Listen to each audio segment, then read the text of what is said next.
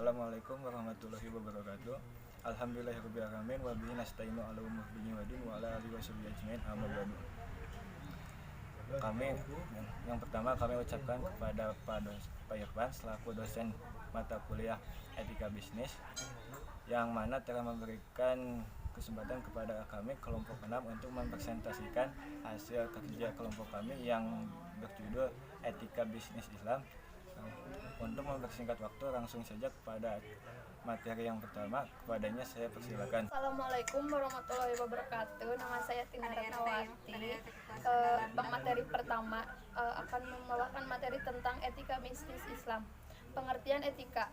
Etika adalah cabang filsafat yang mencari hakikat nilai-nilai baik dan buruk yang berkaitan dengan perbuatan dan tindakan seseorang, yang dilakukan dengan penuh kesadaran berdasarkan pertimbangan pemikirannya.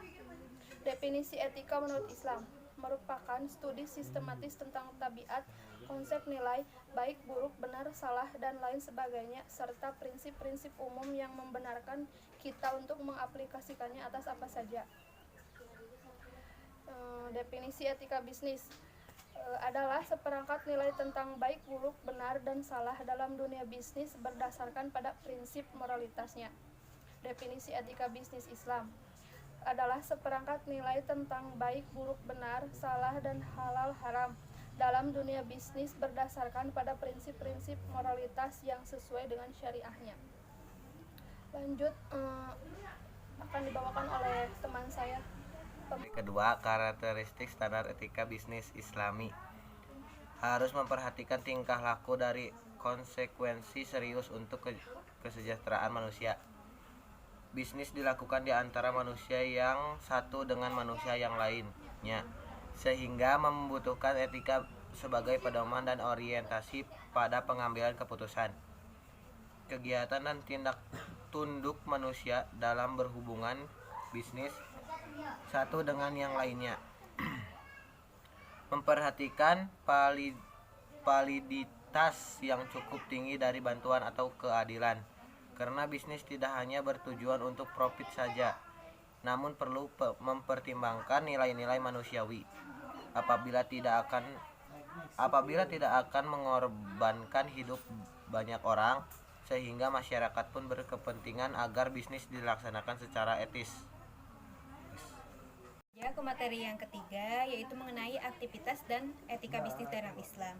Di sini poin yang pertama yaitu pembisnis haruslah jujur atau disebut dengan syidik. Syidik adalah berkata benar, jujur terhadap diri sendiri, makhluk lain, dan sang pencipta. Tanpa kejujuran, semua hubungan termasuk hubungan bisnis tidak akan berjalan lama. Padahal dalam prinsip berbisnis, interaksi yang memberikan keuntungan sedikit tetapi berlangsung berkali-kali. Lebih baik daripada untung banyak tetapi hanya sekali, 2 kali, atau 3 kali. Kemudian dalam bisnis itu harus amanah. Islam mewajibkan pembisnis untuk mempunyai sikap amanah terhadap dirinya sendiri dan orang lain, apalagi tidak boleh meremehkan hak orang lain yang memberikan amanah. Karena amanah merupakan tanggung jawab yang besar, yang lebih berat dari seluruh yang ada di dunia ini. Kemudian materi selanjutnya dibawakan oleh teman saya. Saya ke materi selanjutnya, yaitu adil. Islam sangat menganjurkan untuk berbuat adil dalam berbisnis dan melarang berbuat curang. Kecurangan dalam berbisnis pertanda kehancuran bisnis tersebut, karena kunci keberhasilan bisnis adalah keadilan.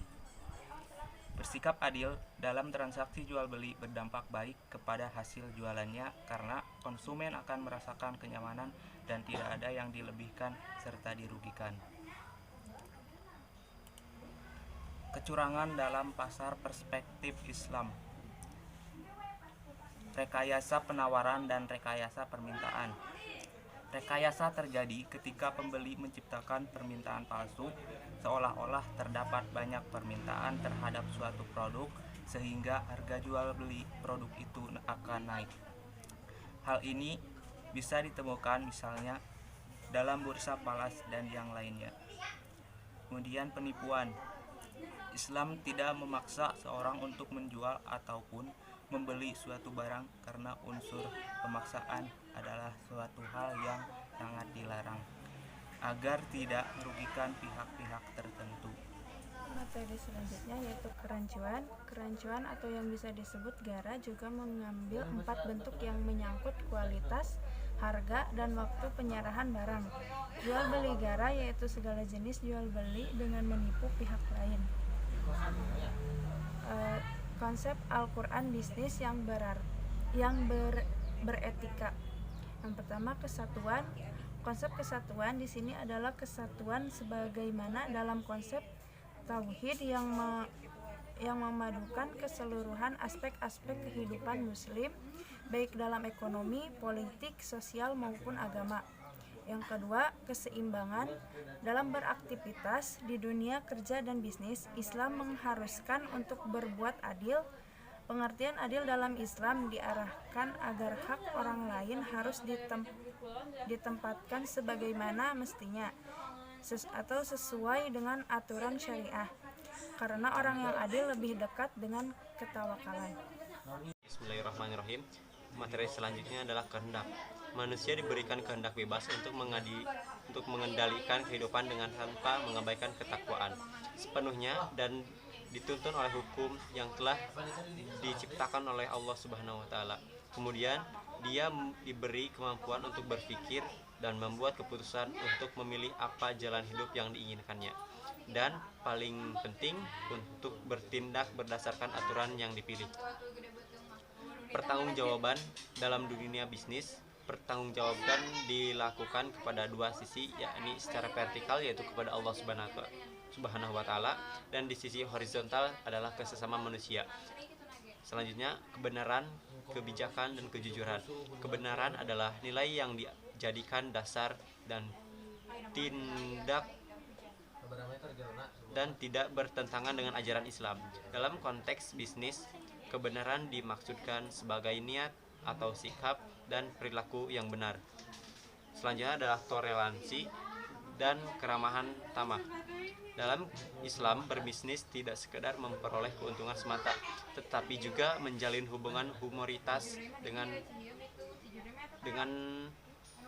menguntungkan kedua belah pihak, karena kedua belah pihak harus mengedepankan toleransi. Selanjutnya adalah keterbukaan dan kebebasan.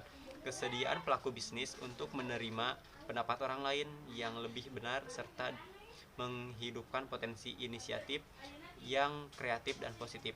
Tidak hanya dengan keterbukaan, seorang pebisnis haruslah menjalin kerjasama dalam membagi beban dan memikul tanggung jawab yang akan mereka bisnis. Mungkin materi dari kelompok 6 cukupkan sekian. Apabila terjadi banyak kesalahan, kami selaku kelompok 6 meminta mohon maaf. Dan apabila yang ingin ditanyakan, silahkan nanti bisa diketik saja. Wabillahi taufiq wal hidayah. Assalamualaikum warahmatullahi wabarakatuh.